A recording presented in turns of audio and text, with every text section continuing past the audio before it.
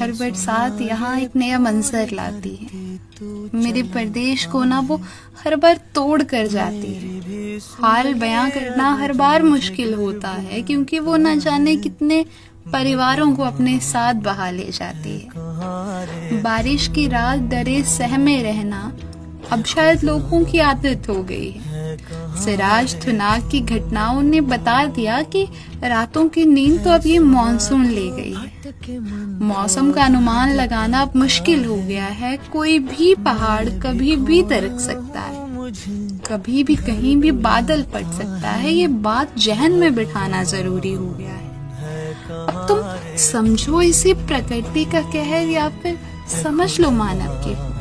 ये होना शायद निश्चित था, क्योंकि किया था हमने भी प्रकृति के साथ कुछ ऐसा ही सलूक। पहाड़ों को तोड़ हमें अपने लिए 4 लेन बनाना, फिर रास्ते में पहाड़ 1 हो या 10, हमें तो बस एक ब्लास्ट से उड़ाना। कभी सोचा है क्या तुमने, उस वक्त वो पहाड़ भी चीखता होगा, अपने अस्तित्व को बचाने के लिए वो भी बिलखता होगा, लेकिन उसे कोई कहाँ सुनता है।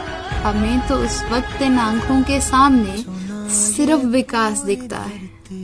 नदियां जो शान है हमारी, वो हर मानसून उफान लाती हैं। नहीं देखती घर गाड़ी मकान इंसान, वो सब बहा ले जाती हैं। मंदिरों तक पैदल जाते थे जो रास्ते, आज वो रास्ते सुनसान हैं। जिन पहाड़ों में निवास करते हैं हमारे देवता, हम उन्हीं पहाड़ों को काट कर मंदिरों तक सड़क बना रहे हैं। शायद ये सड़कें पर्यटन को बढ़ा रही हैं, पर मंदिरों में ले जाने वाली आस्था को ये घटा रही हैं। समझ नहीं आता कि इंसान की अकड़ बड़ी है या कोई विकास की अंधी दौड़ छिड़ी है, जो देवताओं के मना करने के बाद भी एक रोपवे बनाने के लिए न जाने कितने पेड़ों की बलि चढ़ी है।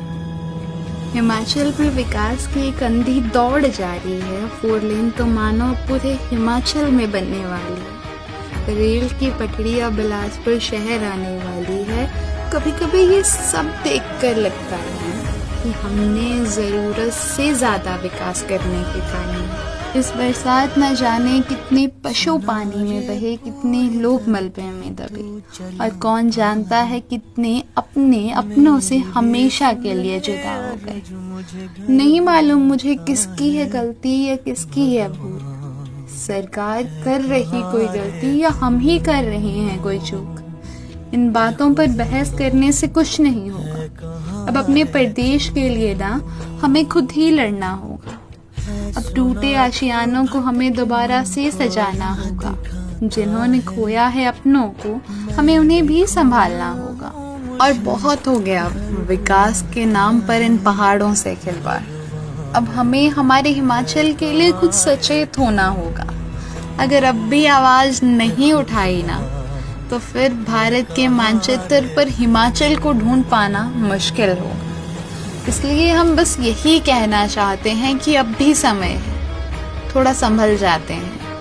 अगर इस विकास की कीमत हमारा हिमाचल है, तो जनाब हम ये विकास नहीं चाहते हैं।